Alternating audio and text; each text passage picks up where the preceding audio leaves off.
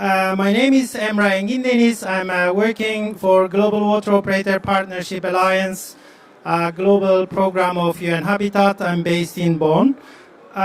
So today discussion, we're going to look at and focus on equity piece. The understanding we really want to communicate today is that we can't have meaningful climate conversation without necessarily looking at need and challenges with people living slums, informal settlements, and those who are disproportionately affected by climate impacts, and those who do not have actually opportunity to open the tap and get a water from the tap. So this is one of the previous session, the youth representative Elizabeth said we need to be mindful of where water comes from, but a lot of us are unable to have actually even the water in our tap. So this, of course, is a big global challenge ahead of us. So this is also a critical discussion for our overall urban water resilience, because we know, especially in global south, over 1 billion people still living in slums, informal settlements. Their conditions, their living conditions are severely affected by the lack of opportunities and lack of access to water and particularly sanitation. So I'm going to invite our first speaker, Dr. Shipra Narangsuri. She is a Chief of Urban Practice Branch at UN Habitat headquarters, to frame the discussion of today and to also tell us what is how Habitat see this and what are the opportunities at the global scale and at the global conversation to address these challenges. Sorry, this device game is a bit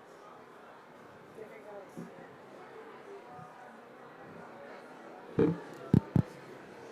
Thanks very much, Emrah. Sorry about the device musical chairs, but we're all trying very hard to be paperless. So bear with us. But it's great to be here. Let me start by a huge thanks to our partners, the Special Youth Envoy of the UN Convention to Combat Desertification, COP15, the first woman to represent the indigenous people, Tobo people of northern Chad at the international level, the Director of Administration for Mandi from Brazil, the National Water and Sewerage Corporation of Uganda, WaterAid, and of course our co-organizers and panelists, UNICEF and Monash University. Thank you very much. I saw some of you at the World Urban Forum in Cairo last week, so very pleased to continue the conversation and the dialogue here. I don't think it needs to be repeated, but I think it bears repeating the context in which we stand today. Half of the world's population lives in cities. This number is going to be some 70% by 2050. 2 billion people approximately live in inadequate housing or slums around the world. 2.5 billion people live without access to water and sanitation. Cities are responsible for 2/3 of the global energy consumption and over 70% of carbon emissions. So cities are both central to the development agenda as well as to the climate agenda, mitigation, adaptation, resilience building. And I was saying here in the morning in this room that water and sanitation is the thread that connects all of these different agendas. And we know the numbers. We've talked about water and sanitation for a long time as something that governments, need to do, but there is not that urgency as it should be, this being a fundamental human right. And UN Habitat is framing a lot of its push, a lot of its current work, bringing back the conversation to the right to adequate housing, the right to water and sanitation. At the recent UN Summit of the Future, member states made a commitment to address water scarcity and ensure access to safe water, sanitation, and hygiene for all. And this is absolutely central to addressing the questions of poverty, of inequality, of injustice, and creating a more just and a more resilient and a more equitable world. This commitment also aligns with the newly adopted UN system-wide strategy for water and sanitation, which envisions providing accessible, available, and sustainably managed water and sanitation for everyone on both a global and a local scale. Equally important is to situate this in the context of the right to adequate housing. It doesn't stand on its own. This is very important. Adequate housing, one of the parameters, the 7 parameters of adequate housing is the connectivity to basic services and the access to water and sanitation. It's central to the notion of adequate housing, to the notion of a home, as we also discussed in the World Urban Forum in Cairo. I want to move a little bit now to why we are here, which is to discuss the absolute disproportionate impact of climate change in the urban communities and how we can build urban resilience. We know that climate change does not, impact everyone equally. Somebody said once, we're in the same boat. No, but some people are in dinghies and other people are in super yachts, and that makes a very, very big difference. We are not all in the same boat. Marginalized communities in urban areas, in urban slums, are being hit the hardest. And what then climate change does is it deepens the existing deprivations, the existing inequalities that they are also facing. If you look at a slightly zoomed out territorial approach to rural areas as well, changes in precipitation patterns are causing intense droughts on one side, flooding on the other, threatening agriculture, food security, and water availability, threatening catchment areas. So both urban and rural areas equally affected. And then this leads to a whole economic strain, displacement, migration, deepening and intensification of poverty in urban areas. It's just an endless, vicious cycle that we seem to be trapped into. And vulnerable communities already facing socioeconomic challenges have fewer resources, we know that, to adapt and recover. Every time a crisis hits, it leaves them at a lower level than what they were before, in terms of their capacity to cope. We're seeing also that resilience, whether in the water sector or anywhere else, the best examples we see of resilience building are those where there is collaboration across sectors, across levels of government, and across stakeholders. I think this is absolutely fundamental. Our work with GWOPA, which Emra represents here, our program, focuses on water utilities, but is very strongly connecting them to the work with local governments, to stakeholders, to universities, to the private sector. We have to come together to build in both effective policies, allocate resources, do better planning, and better project management, better implementation, raising finance. I think better reporting. Impact assessments are just not there. Are we shifting the needle for the poorest of the poor? So I think those are all areas that we need to collaborate on. I think the most critical question at this COP and in this context is the question of finance.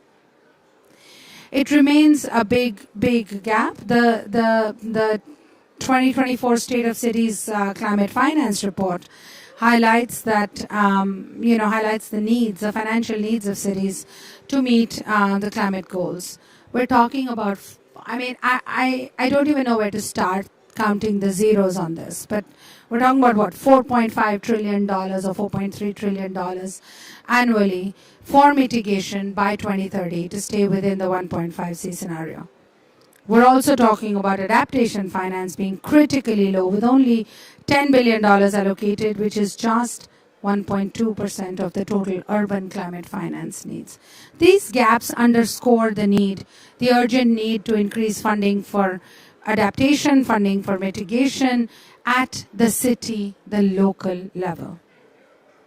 The money is just not flowing to the local level. It's just not flowing to local actors. If cities are part of the solution, they must be empowered to be part of the solution. And fiscal empowerment is a very important part of that equation. We just heard from a number of cities in another panel I was on the innovations they're undertaking, the hydrogen, the green buses, the electric mobility. But all of that is limited to larger, well-funded, richer cities. What about the small and medium size? What about the peri-urban areas? What about the intermediary cities? What about the cities which have no capacity? What about cities which do not have the ability to raise bonds, or to borrow money, or to even access money from IFIs or DFIs? How are they going to respond to the question of climate change and to the challenges of building urban resilience, particularly for the poorest of the poor?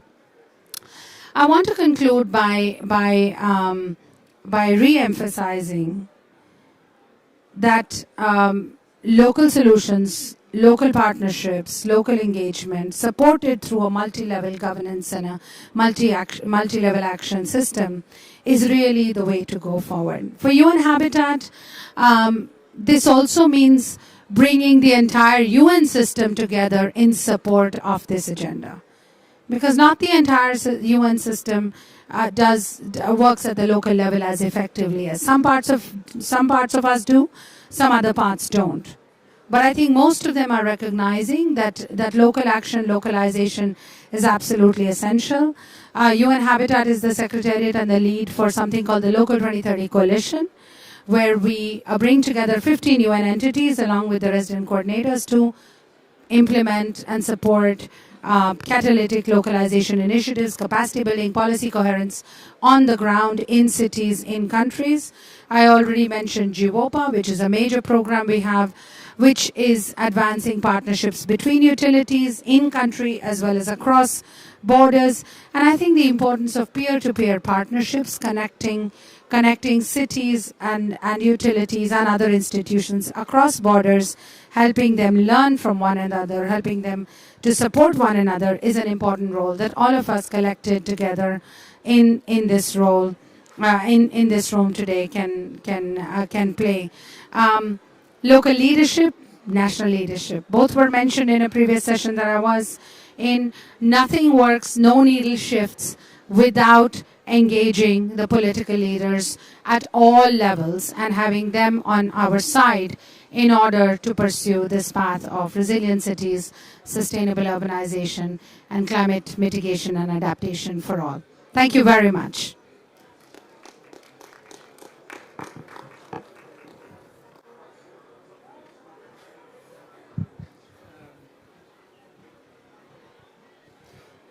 Yeah, thank you very much, Shipra, for framing this very important conversation. Without further ado, I'd like to invite Sharon Karugi from Uganda National Water and Sewage Corporation. She's environmental and social safeguard manager and working closely with the services to low-income communities. Those that are living in slums and informal settlements. So Sharon, floor is yours.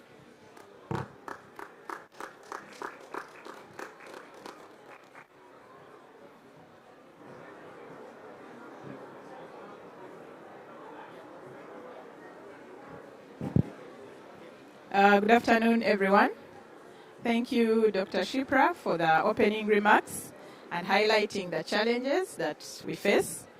Sharon Karungi from National Water and Sewage Corporation, government-owned parastatal in Uganda, charged with water supply and sewerage services in the country. I'm going to present about the services for low-income communities, a case of National Water and Sewage Services, Kampala, Uganda. That's the presentation outline. and I'll go straight into it. As I already said, National Water, we are mandated to provide water and sewerage services.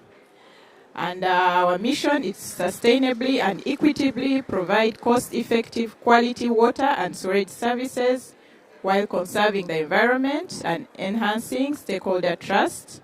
And our catchphrase is water for all, the low-income earners, the middle-income earners, the high-income earners. So what are the characteristics, typical characteristics of the low-income earners in Uganda? Surviving on less than $1.3 a day. They don't own land, live in informal settlements. They don't have personal water connections, so they mainly depend on public water points, and irregular income, and they have a very high population density, and lack proper sanitation facilities. So you can, that's a typical picture of a slum area in Kampala, which is the capital city of Uganda. And what have been the barriers to service provision? Low service coverage, about 60%, much as they make up almost 60% of the population in the city, they use only 12% of the piped water supply. We've had in the past poor coordination among the stakeholders, and I'm glad our opening remarks highlighted this. The need to involve all stakeholders from the bottom to the top.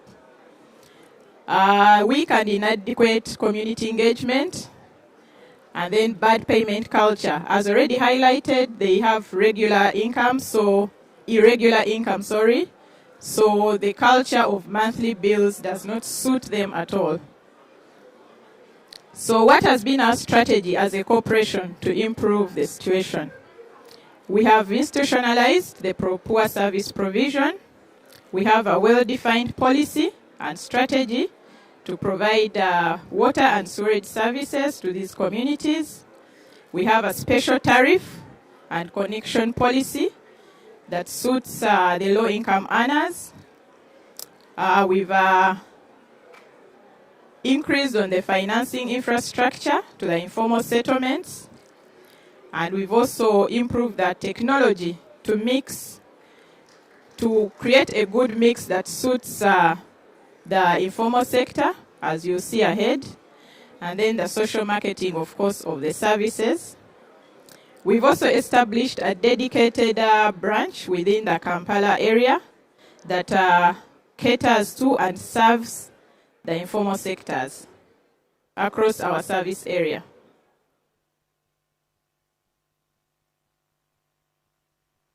Oh, sorry.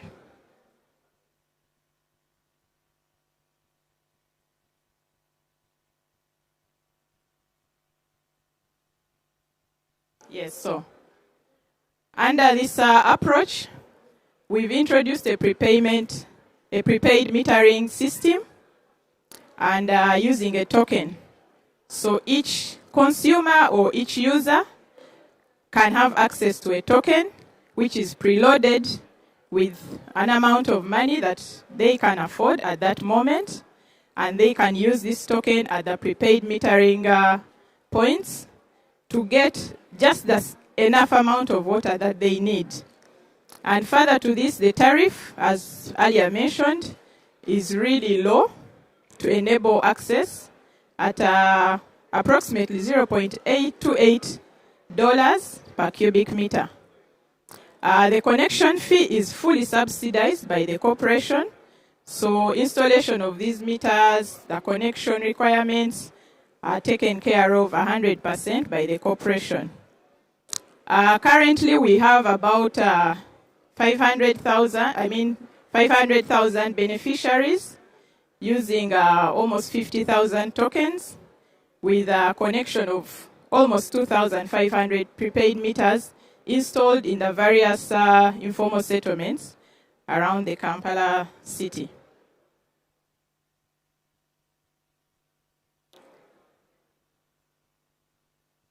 And then also in addition to that, we had a program called SCAP 100, where the target was to ensure 100% service coverage in all the towns entrusted to it. Kampala, which is the main city, the capital city, is just one town, but as a corporation, we operate across the entire country in all the urban settings. So this program was a 3-year program, which we undertook to ensure that we reach all the areas, the informal and low-income settlements, even outside the capital city. And it was a successful one. And we ensured that at least each village had 2 public standpoints, where those who could not afford to get their personal connections would also be able to access the service.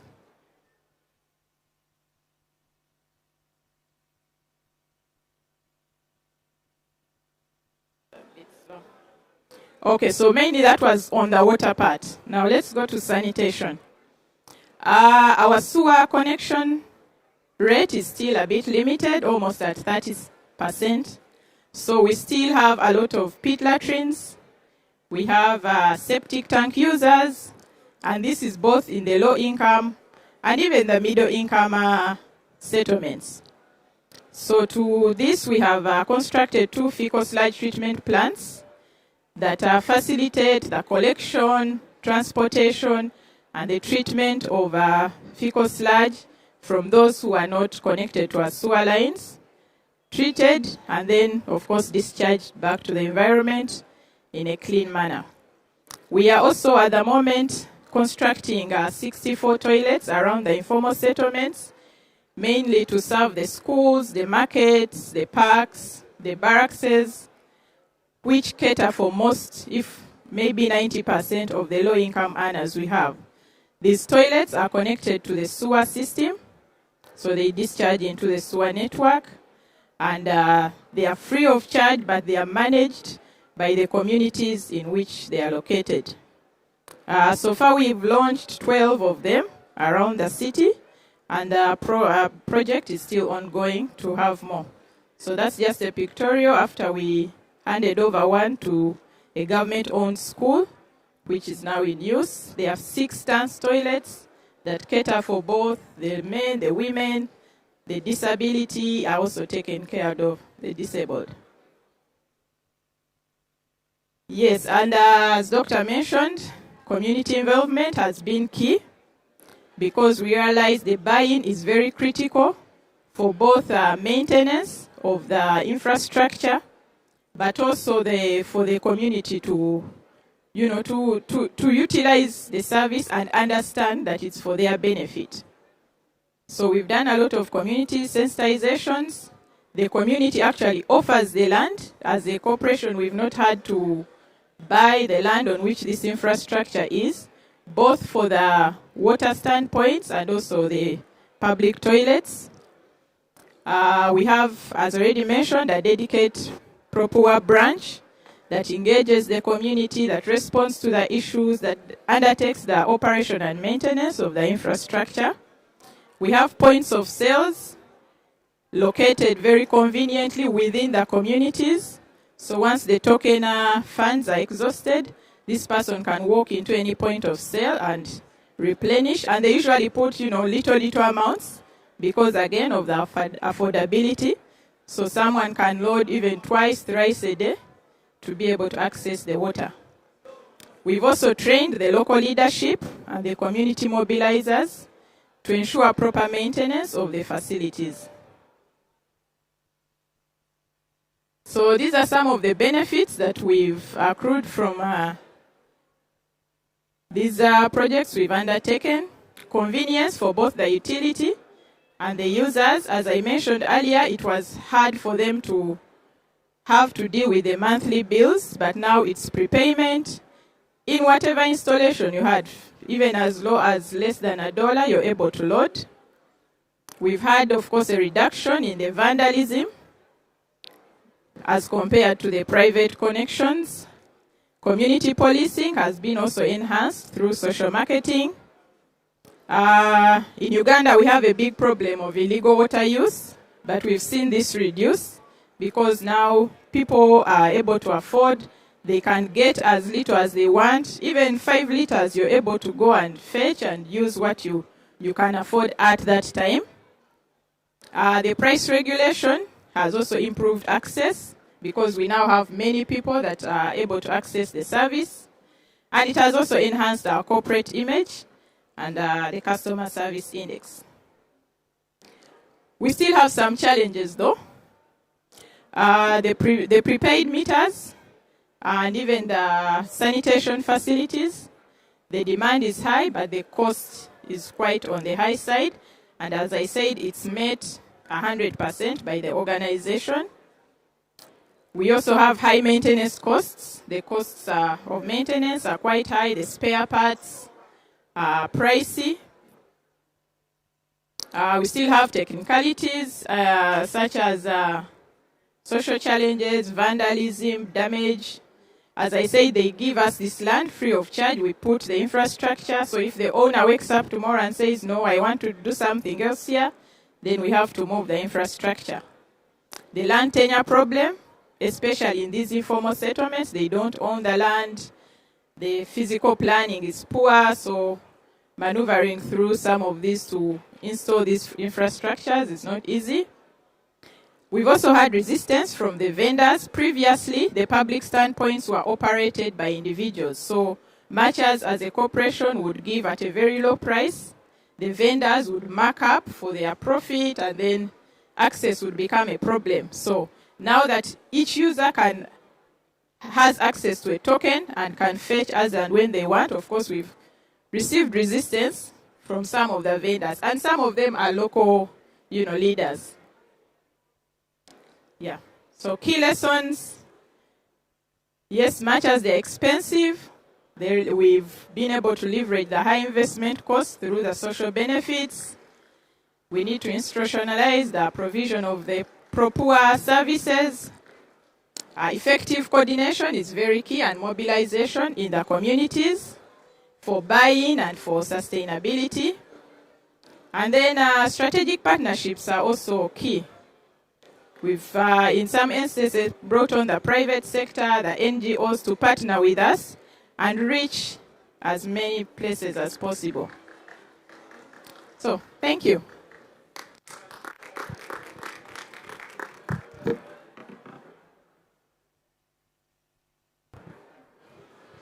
Thank you, Sharon, for this very inspiring the work, and it's really critical how you are able to find a way to serve this population. So I'm going to invite our second speaker, Matthew French.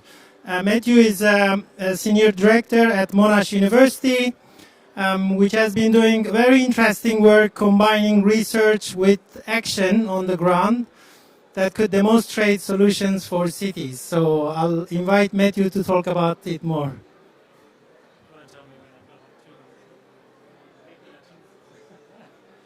All right, thank you, Imra.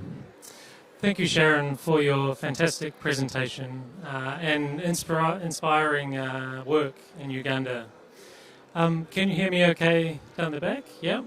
So let's move now from Africa to the Asia Pacific. I want to tell you a bit about the work we're doing at Monash in terms of developing solutions for particularly hard to reach communities in the Asia Pacific. My friends at the back are going to click through the slides. So on the next slide, he said I can't use that.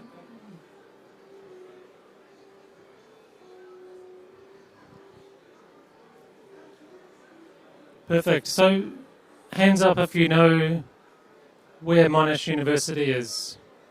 Or you've heard of Monash. Oh, a couple of hands. So Monash, we have 9 campuses across the world. We're based down here in Australia, but we have campuses in Indonesia, Malaysia, India, China, as well as a small one in Prato. Monash, we have about 85,000 students and 18,000 staff. So we're a really big university. We have a responsibility through our strategic plan to focus on climate change, geopolitical security, and thriving communities. So that sets the scene for the next slide, where I'd like to talk to you about some of our work in urban water equity. So we've been working for over 10 years in 3 flagship areas, and I want to tell you a bit about these programs today. The first one is in the Mekong region, the second one in Indonesia, and the third one in Indonesia and Fiji.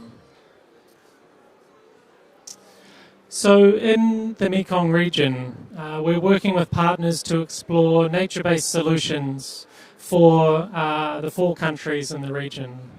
We're looking at wetlands, biofilters, improved university campuses, and using a case study approach to explore how to deliver water and sanitation in affordable ways.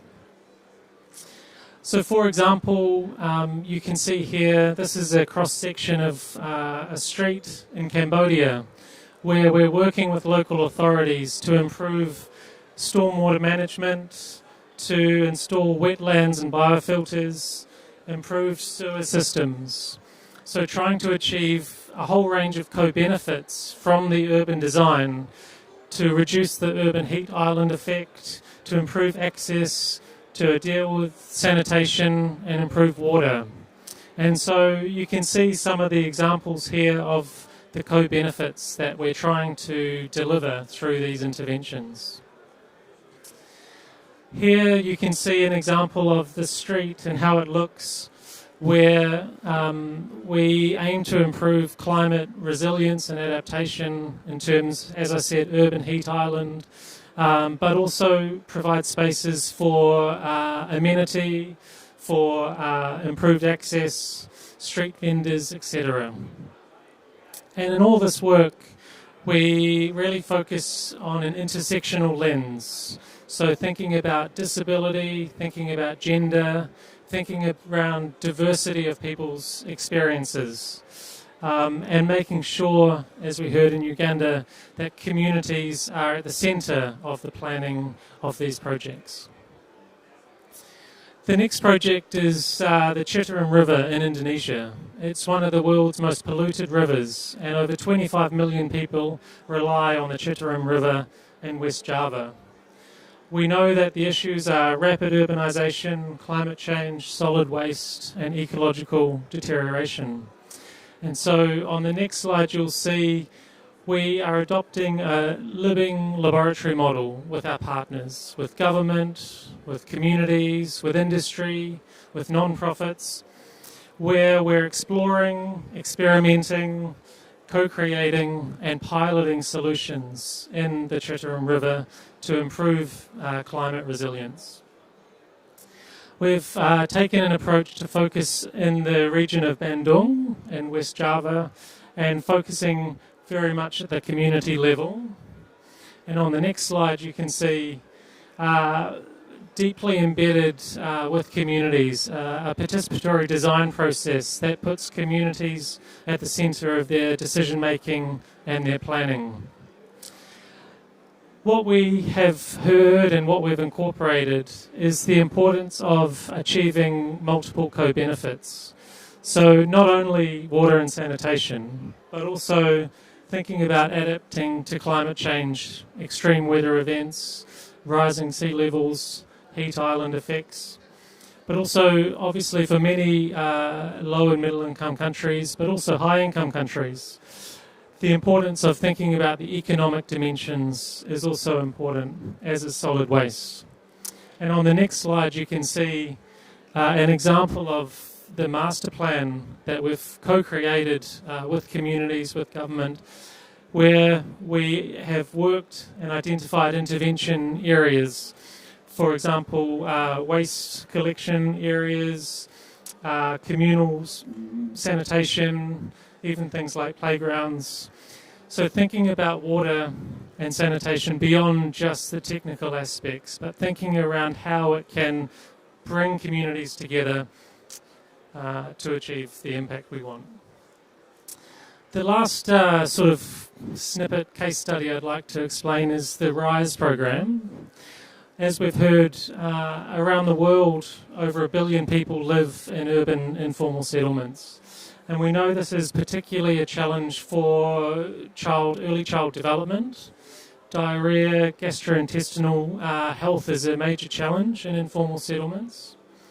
And so in the RISE program, we are working with a whole coalition of partners. We've been going already almost 7 or 8 years. It's being implemented in Fiji and Indonesia. And this is the essence. It's using nature-based solutions to collect the black water, treat the black water, and then disperse it safely into the environment. So without getting too technical, on the top you can see a schematic diagram of how the RISE program is testing nature-based solutions. So we collect the grey water and the black water from the houses, we put it into biofilters and use pressure tank technology to push it through into a septic tank for its first set of treatment, and then using wetlands and natural filtration, the water travels through the wetlands and the roots of the plants clean all the water, which means it can be safely discharged into the environment. So the technology is not new, it's not radical, it's been used for a long time around the world. What's new and novel is trying to do this in urban informal settlements. As Sharon mentioned, issues with land tenure, not much space, complex governance arrangements. But these photos show an example from Indonesia. This is before, in 2017, and then during construction and afterwards.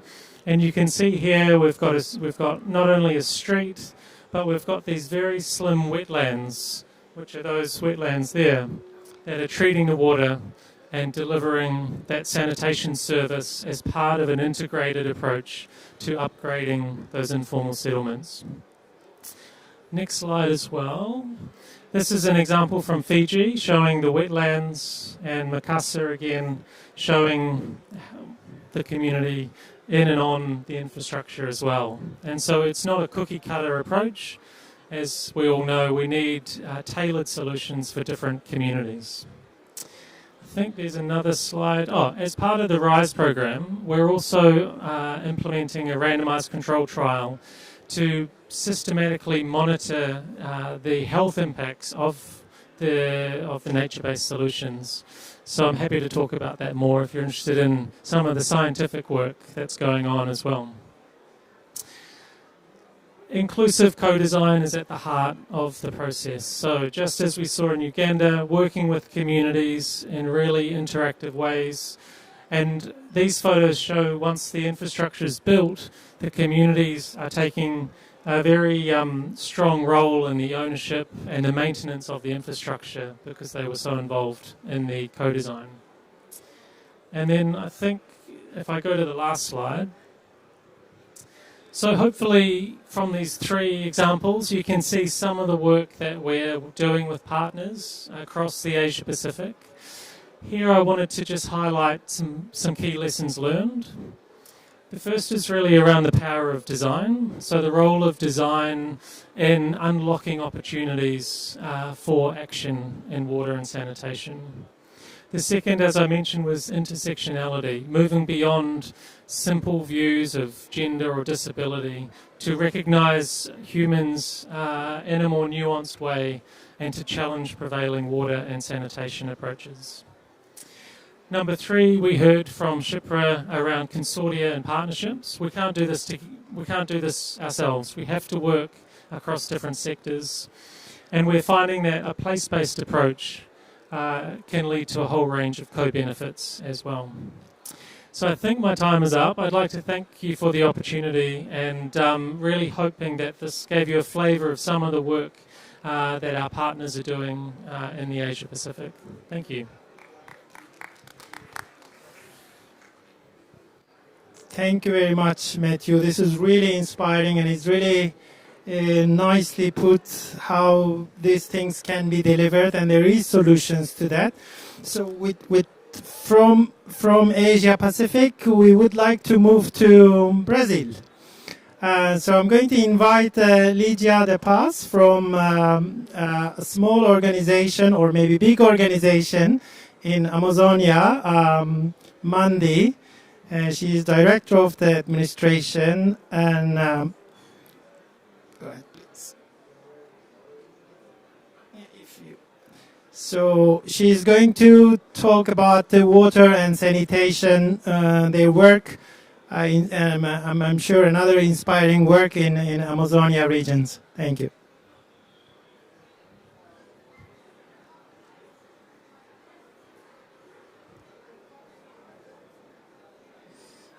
Thank you, Emra, and hi everyone.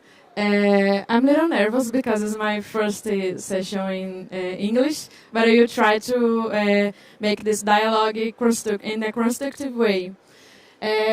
First, thanks for this opportunity to be here. Emra and Manuel was very openness for us. I'm Lígia. I'm from Belém, Pará, the hot city of COP30. So it's very special for us, this discussion. I'm a climate activist and I'm a administrative director at Mandi. Also, I am environmental and sanitation engineering and I have a master's degree in environmental science. So today I will talk about a little about our work and how we can achieve sanitation through adaptation or vice versa. About Mandi, we started in 2016 as a collective, Ama Tucunduba collective, focusing in urban areas to promote the actions within the Amazon territory. And in 2022, we became Mandi, a civil society organization led by women. You are a non-profit organization that invites people to imagine other futures for cities in a hopeful and critical way. And then we make this with educational experience, social mobilization, political advocacy from local to international level, and then with production of knowledge local too. And with this, our impact is advocate on improvement of sanitation rates in the largest municipalities in the Amazon, aiming that cities can be more adapted to the effects of the climate changes. And with this almost 80 years of work, we understand that our contribution is built of the articulation on the sanitation and the climate crisis agenda, to expand our scope of action and influence more directly of construction of public policies, especially in Amazon region. So when we are talking about sanitation, it's different between the regions of globally, and the global north and global south have disparities in this access to basic sanitation. In this reflect the economic, social, and infrastructural inequalities in these territories. When you are talking about Latin America, especially, investments in basic sanitations often are in urban centers due to political interest or economic interest too. Peripheral and the rural areas receive less attention, so many communities, many groups living there without adequate sanitations. So with this, we understand that we need to sustainable investments, inclusive policies, and a climate adaptive infrastructure that can be permits to advance sanitation and the environmental justice. So with this, we have a question. What are the basic elements in sanitation needed to make urban cities more resilient to climate crisis? These questions was the key of our campaign. We are launching now this campaign about how it's important to see that a resilient Amazon in the future needs a better sanitation in the present. I have a card here, after I will give all of yours. And in this campaign, I will read a short note about this, about how we are looking for this answer for this problematic in the Latin America, especially in Amazon. So Looking only at the forest does not keep the Amazon alive. The image of a land with towering trees and mighty rivers does not fully encompass the experiences and challenges of those who live in region. With a population of 29.8 million people, 76% of Brazilian Amazon's inhabitants live in urban areas and face challenges typical of large cities. The history of urbanization and sanitation projects reveals the gap in leaders' understanding of the region's natural dynamics and its residents' relationship with the environment. Out of the 20 worst ranked cities for sanitation in Brazil in 2024, 9 are in the Amazon region. Belém, Pará, hot city for capturing, and the oldest metropolis in the Amazon, sees water as a central element of urban development. However, flooding affects much of the territory and the infrastructural projects fail to consider the region's unique water dynamics, creating more problems. Manaus, Amazonas, the largest city in the Amazon in terms of population, and the Brazil's fifth largest economy, suffers from river droughts that affect water supplies for riverside communities. In Macapá, Amapá, as in Belém, water shapes the social, spatial and socio-economic dynamics of the area. All these cities share common challenges and solutions that are disconnected from local realities without considering the changing climate.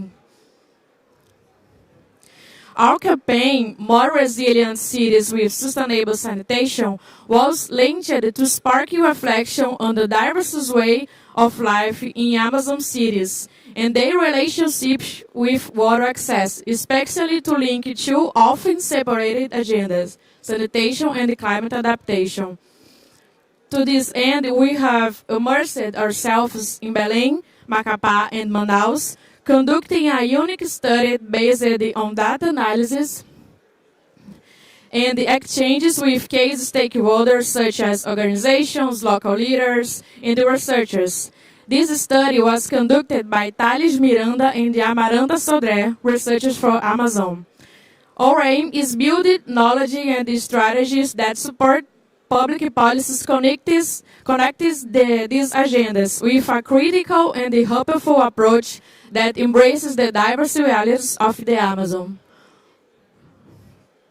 This is just the beginning of your journey.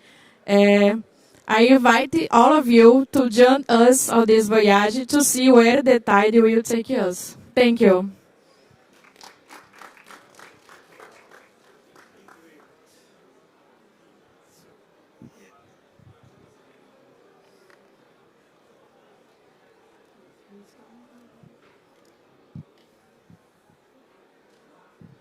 Thank you very much. This is really interesting and very inspiring.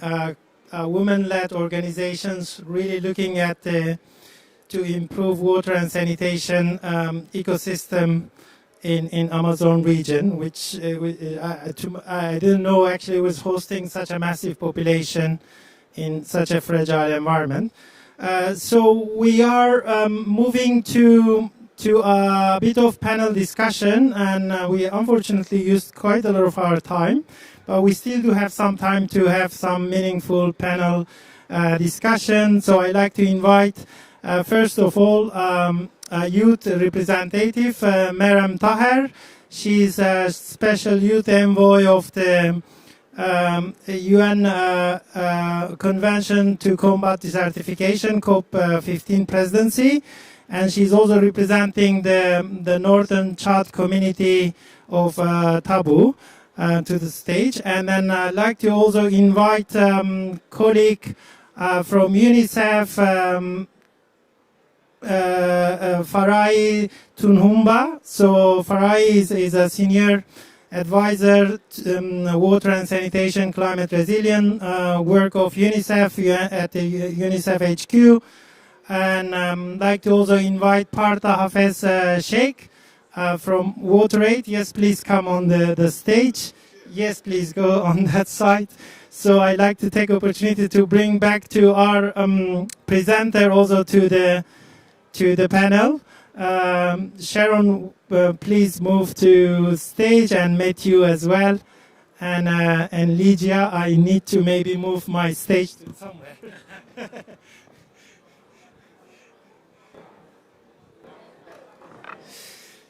So I'm told, Lydia, if you could also come, but you may need this. I don't know, maybe you don't need. So you will be a little cozy, I'm sorry.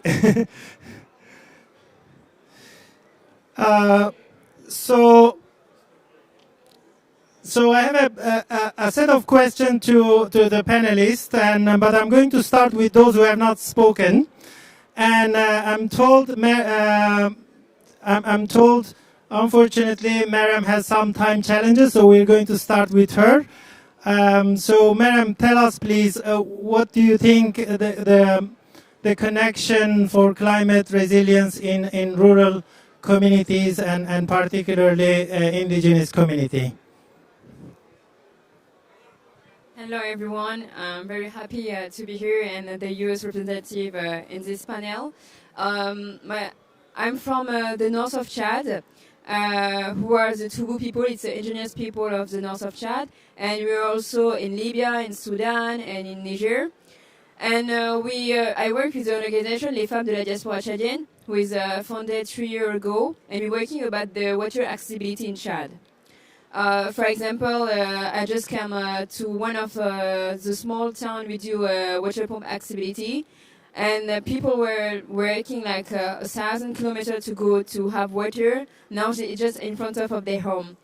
And the water is something very important in particularly in Chad, because we have a lot of area we don't have water accessibility, or the water is not clean water, and also because in some of the community it's so expensive to do a water pump accessibility. For example, in the north of Chad, if you want to do a water pump, solar, because it's better, we have a lot of sun, it's like cost more of 30 million of dollar. It's very expensive.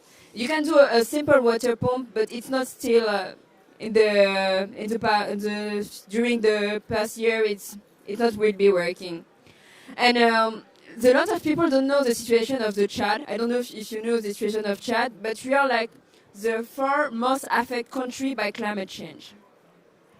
We now with the war in Sudan, we have a lot of Sudanese also people coming in the north and the south of Chad, and we don't have a lot of humanitarian aid because first of the security. You know, the Sahel, Niger, Mali, Burkina Faso, we have this reputation, and also because people they don't know how to manage in the Chad. They don't know the community. For example, I'm the first representative in international level about the Tubu people.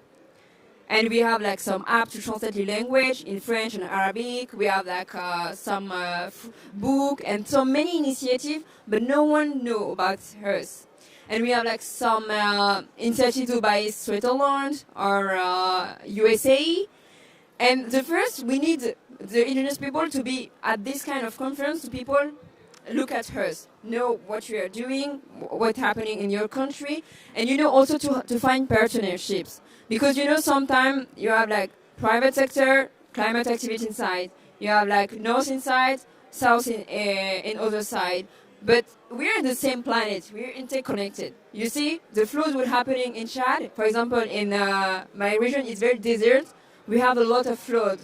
It's like thousands of camel dead, and we work with the camel milk to sell to the people.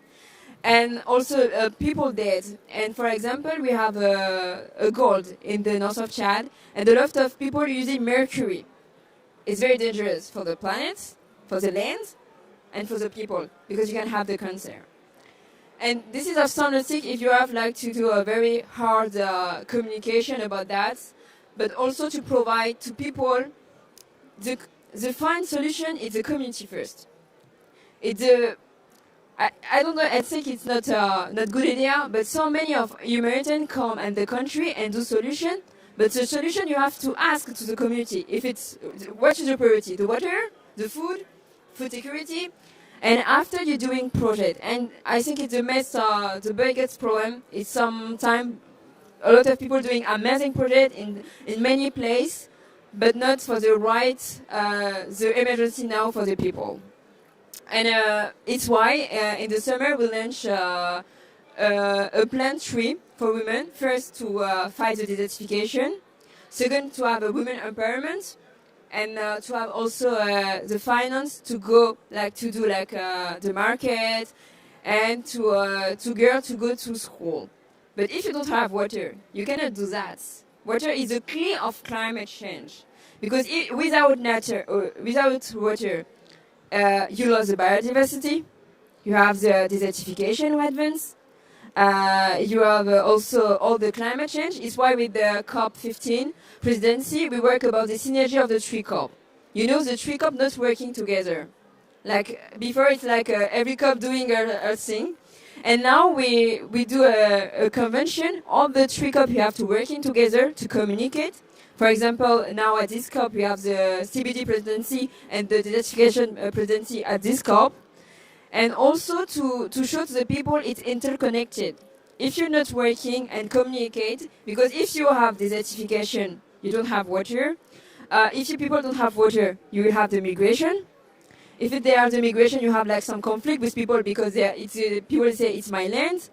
And if you have conflict, it's the world. And the world, what's happening with the world? It's land degradation also, because all things.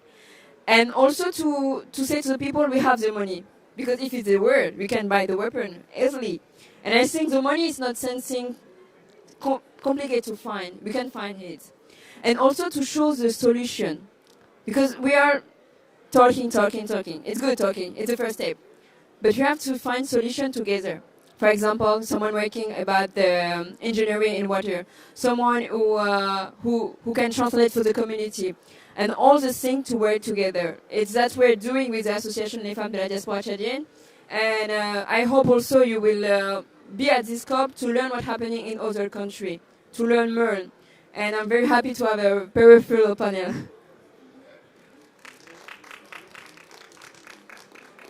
Thank you very much, Miriam. So you reminded several things, especially the connection between three COPs from Cali to Baku to Riyadh. I guess next month we are going to go Riyadh. So all these discussion on of course, somehow water is really combining all of them, and it's so central to the discussion of COP.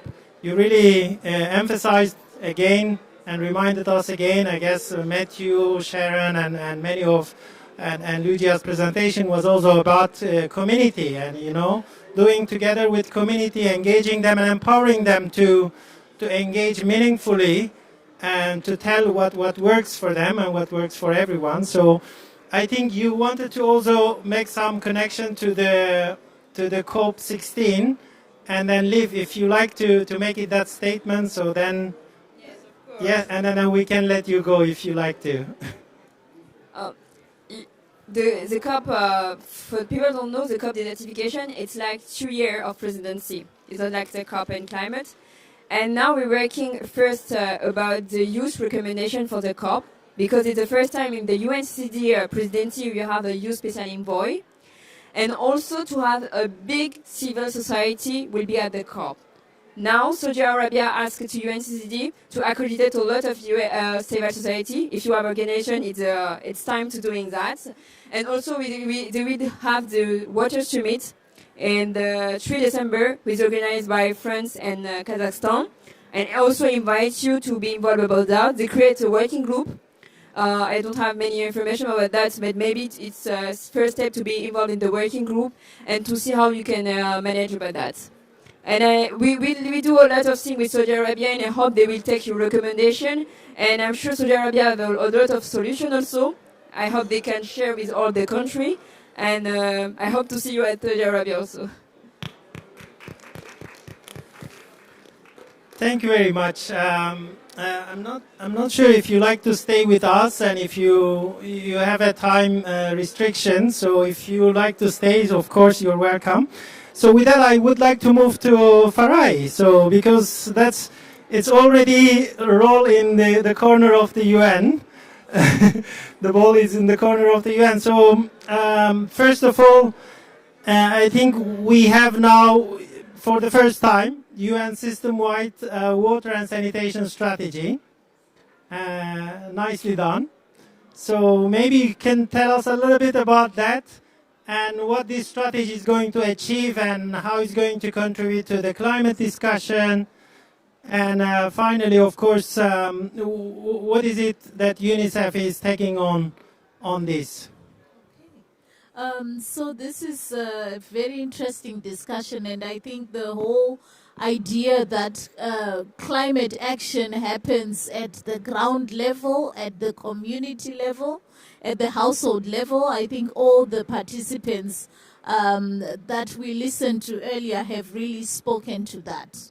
And for us, the UN water-wide strategy is really about trying to lift up the voice of the member states in how the UN works. And just for your information, we've got over 40 agencies that actually work on water, UN agencies.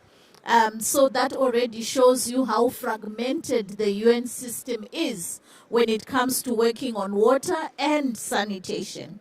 And with the UN strategy, after our water conference in 2023, the UN Secretary General was tasked by the member states. So again, we see the member states really coming forward and saying, this is what we want from the UN system. So we have been working on the strategy since September 2023 with all the UN agencies. And the idea of this UN system-wide strategy is for us to work better together. So we are really acknowledging that more needs to be done. We need to be working better together.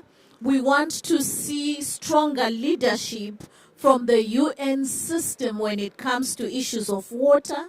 We want to have a much more demand-driven support for the countries. So when you spoke about projects not really aligned to country demand, we actually want to respond to that challenge that we have seen. We want to see a lot more policy coherence so that when you speak to one UN agency on the same issue, there is alignment, because often we are selling what we do as opposed to selling the right thing to countries. And of course, we want to continue to see an acceleration around finance, data, information, capacity, innovation, and of course, strengthening our own accountability to progress. So also monitoring progress at a country level with the member states and in agreement with them. Now, when we look at what this strategy will be focusing on, firstly, we want to unify our UN voices in terms of what we do on water and sanitation. We want to see a much more collaborated and joint country programming, because as UN agencies, we should work in complementarity of each other so that we are able to achieve the results and the vision that countries demand from the UN system. On getting all the COPs together, yes, we also have one objective, which is really around making sure that all our work is aligned to the different COPs that we have, and then accelerating learning, and of course working better, even more than we did in the last UN conference, to really move water and sanitation forward. And then lastly, and this is something that we are only starting to think about now, so it's really in the early stages, we also want to think about what happens after the SDGs 2030. What is the new perspective? Are we still going to continue with the same, or what changes we expect might be expected to be seen? So this is still some work that we also see within that strategy. In terms very quickly of what UNICEF is doing, we see quite a big gap in terms of water and sanitation.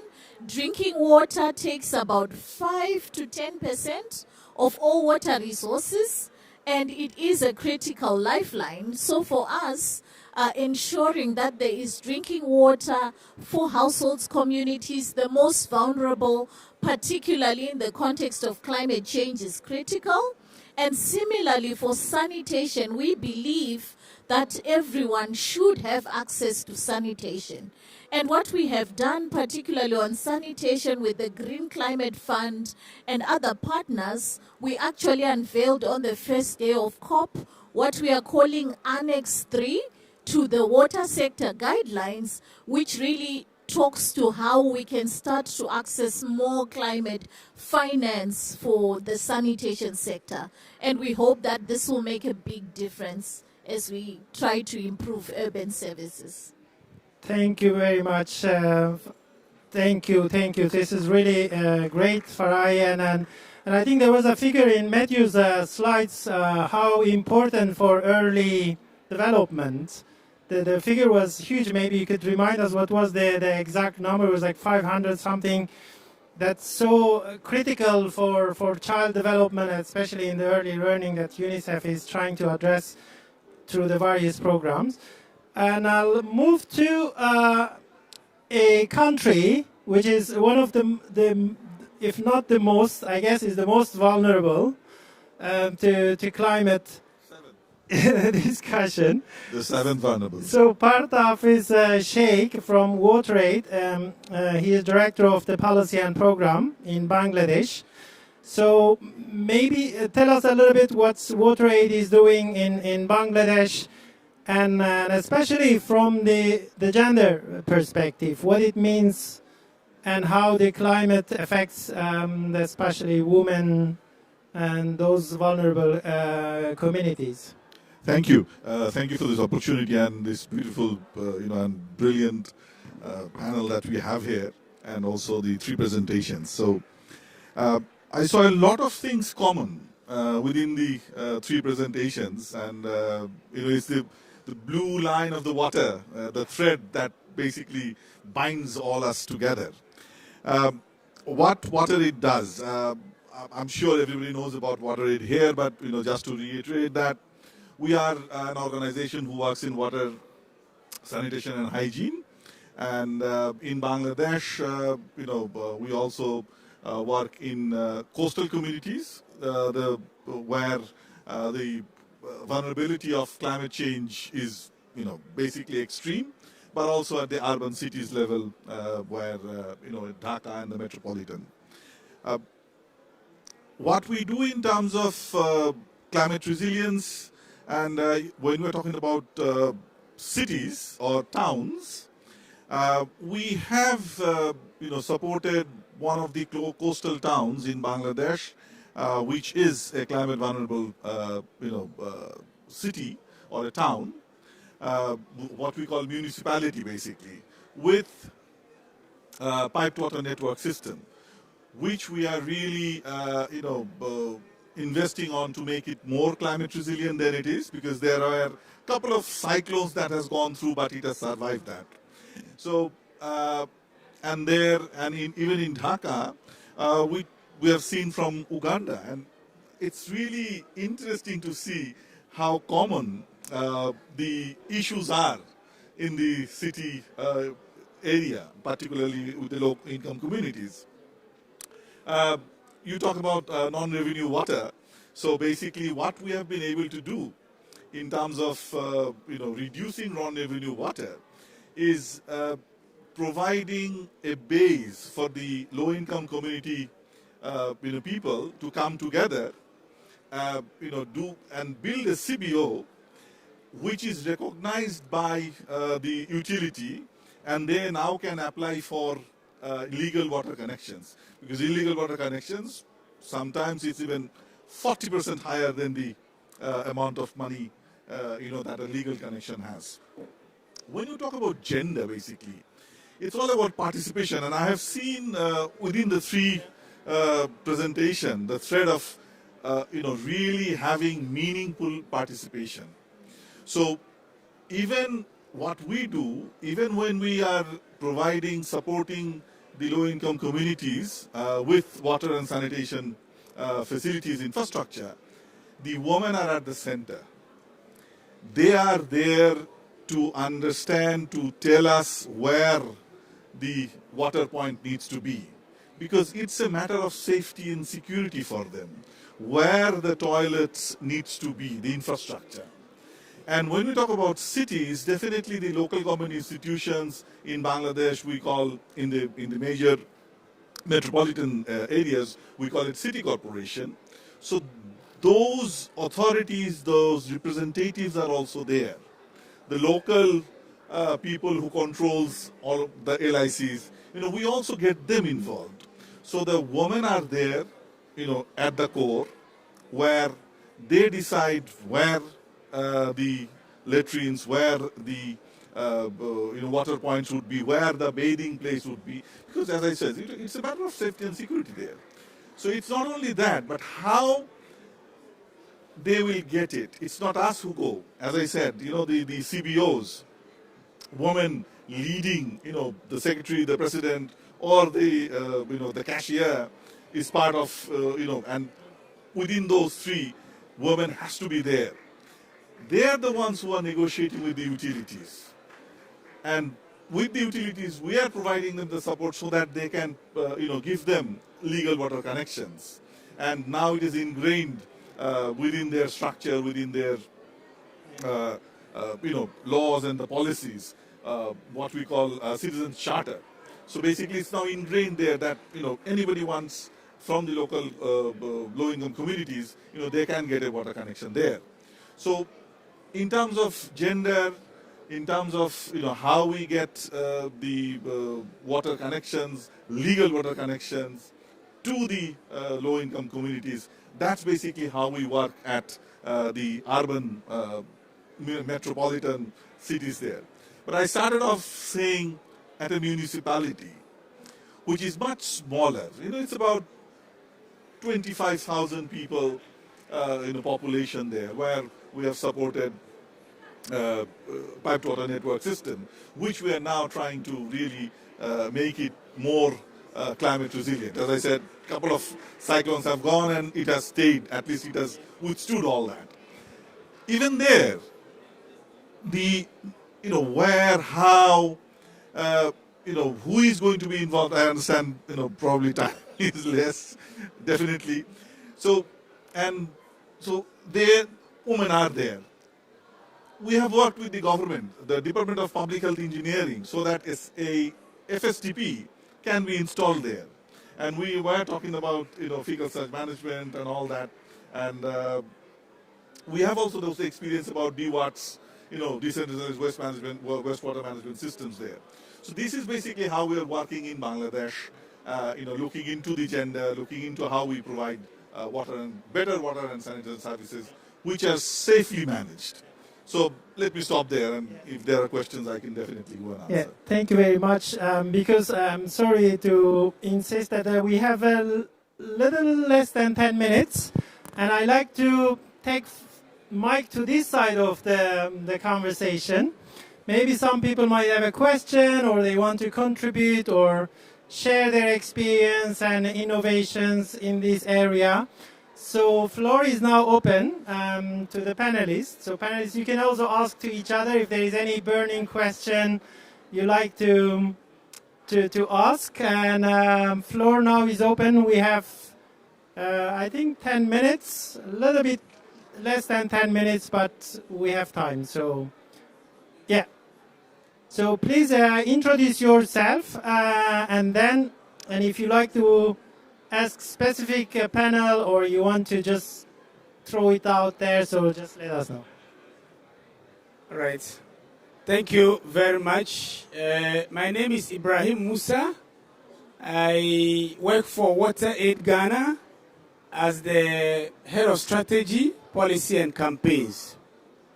I just want to congratulate your panel members for very good discussions, and to add some bit of perspectives. My contribution is that, as most of the panel members have indicated, climate change is real and is going to bring a little more difficulties, especially for women and children. What that means is that in terms of positioning ourselves as organizations and those working closer with communities like WaterAid, what we do in Ghana is to ensure that we strengthen community management systems, community water management systems, to enhance adaptation and mitigation measures, especially for women, that in all the processes that goes with water management, women are at the forefront to ensure that their voices are heard. Because when women's voices are behind, then decision makers will not factor the concerns of women into processes of decision making with respect to adaptation and mitigation measures. So constantly we have to ensure that our empowerment programs, we let women be at the front, not at the back, because they are critical to bringing what affects women into planning processes, into implementation processes, into monitoring and evaluation, so that we can get adaptation and mitigation measures for climate, especially water, right. So thank you very much to the panel members for a good job done. Thank you. Thank you very much. You also reminded us community management system and community empowerment is of course part of that, the same structure. Are there anyone else want to comment? Anyone wants to contribute? Any panels? Yeah. I will ask maybe for the panelists what they do to involve more youth people in the process of the water action. Not only like the youth only receive the water accessibility, but what you do to the youth can be involved for the water accessibility. They are the part of the solution or this kind of question. Can I add to that? One thing that we did during the COVID-19, and that was like, I would say it in Bangla and then probably half Bangla, half English. Hygiene Appa, meaning hygiene sister. So basically, and it's a young volunteer, where in the communities, really going around with megaphones, really looking into and doing the awareness on how you need to wash your hands and all the hygiene practices. But one thing that we really do is, even within the low-income communities, it's not only the women that we are engaging in, it's also the adolescent girls, because within the school structure that when we are providing support to the schools in terms of water, sanitation, and hygiene, definitely the young girls are there. So whatever structure that we provide in schools, these are basically separated by boys and girls. And within the girls' structure, within the water sanitation, basically sanitation structure, MHM is part of, it's a must part of that structure. So getting adolescent girls into those awareness programs, making them aware of how things need to be done, all that. So it's part of the strategy that we have across Bangladesh, wherever we work in schools. Yes. So with that, I have one last question to our panelists, and it will be very short, and I'm going to ask you, and I'll challenge you also, to help us to amplify the really key, very much refined key message for this discussion. So one little sentence. What is your key takeaways for this discussion? Bring women to the forefront for the planning, designing, and implementation. Women to the forefront. Communities identifying the issues, but also the solutions that are relevant for them. we have to work together. Super. Water is a finite resource, and it's very important to make the community aware of this, its importance, and equitable use. We need to search for solutions that have co-benefits. Water plus economy plus many other benefits. That's where the solution is. More hopeful to imagine our cities with resiliency construction.